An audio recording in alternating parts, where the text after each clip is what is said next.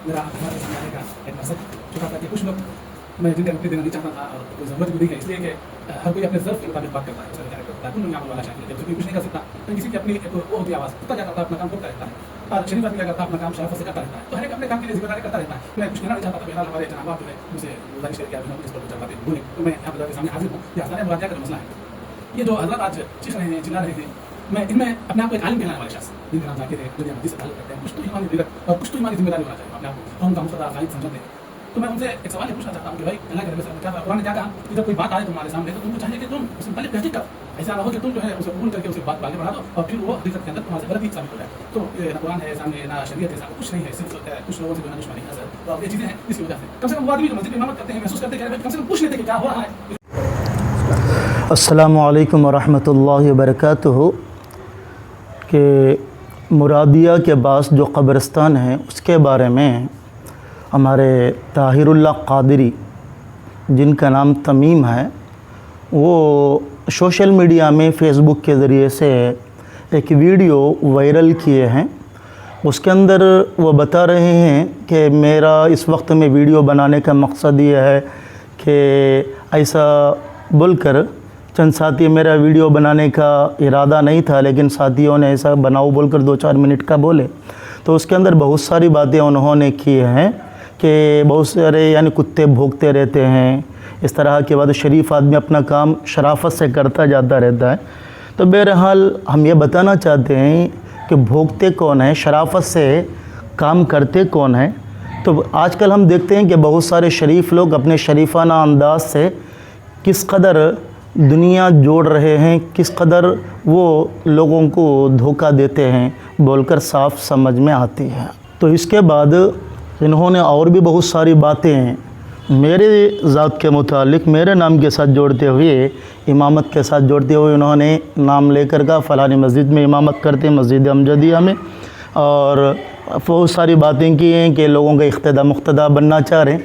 तो हम कोई हाकिम नहीं है, हम इख्तिदार को चाहते नहीं हैं, कुर्सी की हमें कोई ज़रूरत नहीं है। तो वो कह रहे हैं कि कोई बात एक इमाम होने के नाते हमसे पूछ लेते।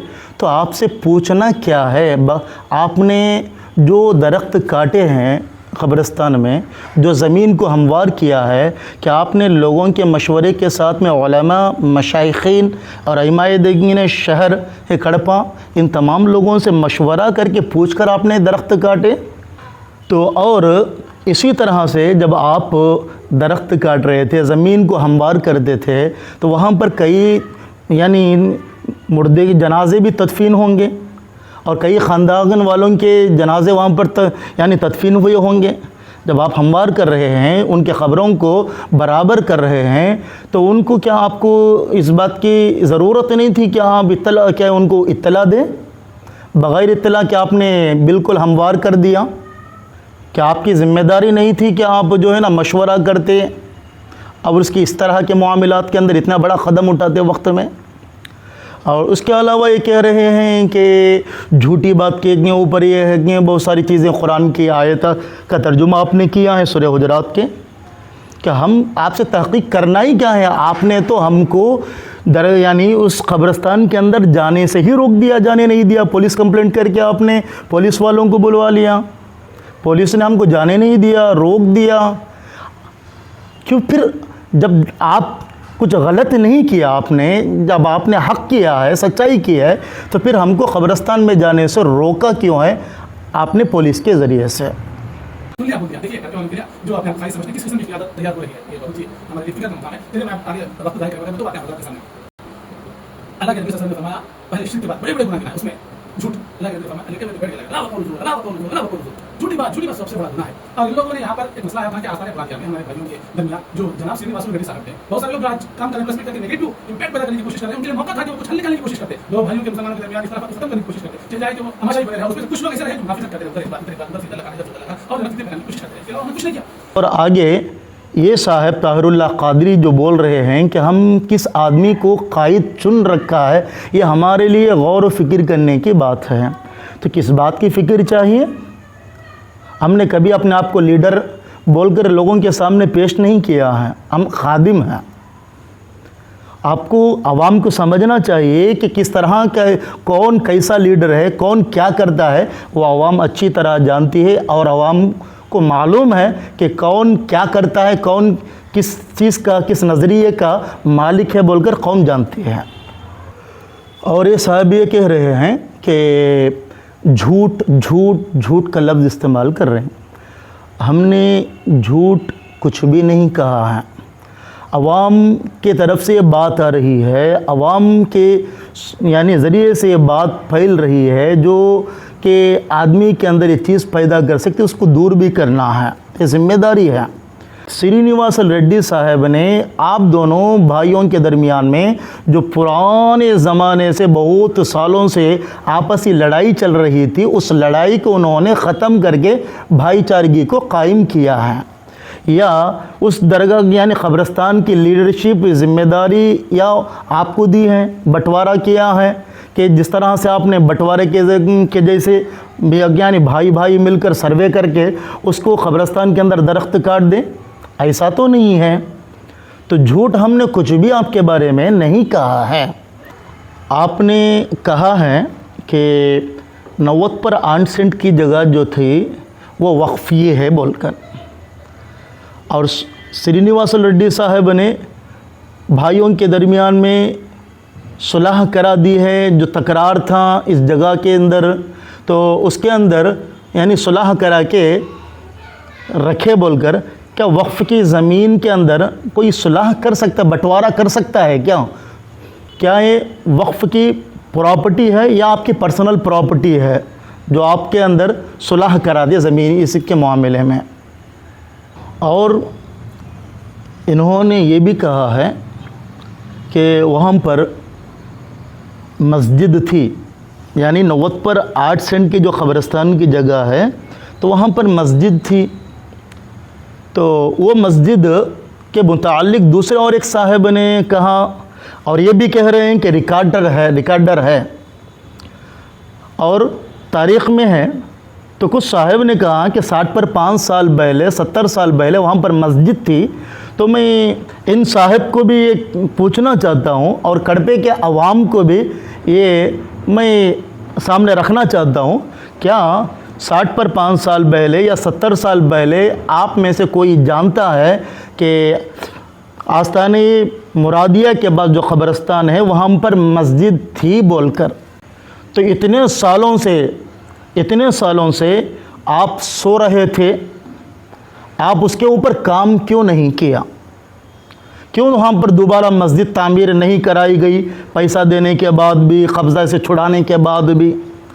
جبکہ ابھی آپ جس مسجد میں خطابت کر رہے ہیں، مسجد بخاری غالباً کبھی کبھار یا جمعہ میں کرتے ہیں، تو وہ مسجد آپ یعنی قبرستان سے 10 قدم سے یعنی تھوڑی دور میں مسجد یعنی برقرار ہے، موجود ہے۔ ایک طرف نور مسجد ہے، دوسری طرف شہمیریہ مسجد ہے۔ تو پھر اس وقت میں یہاں پر مسجد کی یعنی قبرستان کے اندر اگر وہ مسجد ہے تو آپ ثابت کریں، آپ ثبوتوں کو سامنے لا کر رکھیں، ریکارڈر، کیونکہ جو چیز پرانی ہوتی ہے جتنی تو وہ گیزٹ کے اندر شامل بھی ہوا کرتی ہے، وہ پہچان میں بھی آتی ہے کہ 1964 کے اندر جو گیزٹ کے ذریعے سے 3 سینٹ کی جگہ جو ہے درگاہ کو دی گئی ہے، جس کے متولی ہیں جمال اللہ بادشاہ صاحب، یہ حقیقت ہے۔ اور سروے کمیشن رپورٹ کے مطابق بھی 3 ہی سینٹ ہے۔ اور اس کے علاوہ آپ نے جو ہے 2025 کے اندر جنوری میں جو قبرستان کی جگہ ہے 90/8 سینٹ کو آپ نے درگاہ کے ساتھ جوڑ دیا ہے، کیا یہ سچ نہیں ہے؟ حالانکہ درگاہ کا اور قبرستان کا کوئی یہ نہیں ہے، لیکن اس کے ساتھ میں آپ نے وقف کے اندر آپ نے ریکارڈڈ کیا ہے۔ اور یہ بھی سچ ہے، سروے کے حساب سے دیکھیں قبرستان کی جگہ کہ 5 اور 2 سروے نمبر 2 سروے نمبر 7 بار 4 یہ -1 کے سروے کے مطابق آپ دیکھ سکتے ہیں۔ اور جبکہ کڑپا کارپوریشن کی طرف سے डेवलपमेंट के लिए भी जो है 2007 में 15 लाख रुपये क़ब्रिस्तान को दिए गए हैं, ये भी सच है। और इसके अलावा सुप्रीम कोर्ट का भी फ़ैसला है कि क़ब्रिस्तान के मुताल्लिक़ कि मस्जिद हो दरगाह हो उसको रोड के ज़रिए से दूसरे एतबार से यानी तोड़ा भी जा सकता है, ये कर सकते हैं, लेकिन क़ब्रिस्तान को जो है गिरेवाट को उसको हाथ नहीं लगा सकते हैं। और इस्लामी एतबार से भी आपको तारीख़ याद होना है कि जो ज़मीन जिसके लिए वक्फ़ कर दी जाती है वो उसी के लिए है। ज़मीन क़ब्रिस्तान की मुर्दों को तदफीन के लिए है, दूसरी किसी किस्म की इबादत गाह के लिए, किसी किस्म की इमारत बनाने के लिए नहीं है। वो जिसके मकसद के लिए दिया जाता है वही मकसद को वहाँ पर पूरा करना होगा। तो ये आपको समझना है।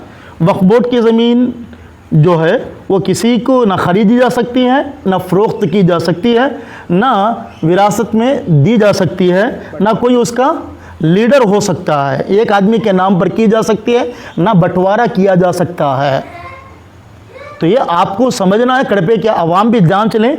ये उस जो आखिर की चंद बातें मैंने कहा है तो ये भी आप गेज़ेट के हिसाब से देख सकते हैं कि पूरे सबूत के साथ हमने रखा है। तो इसमें सुलह कराने क्या है, बचाने की ज़िम्मेदारी है।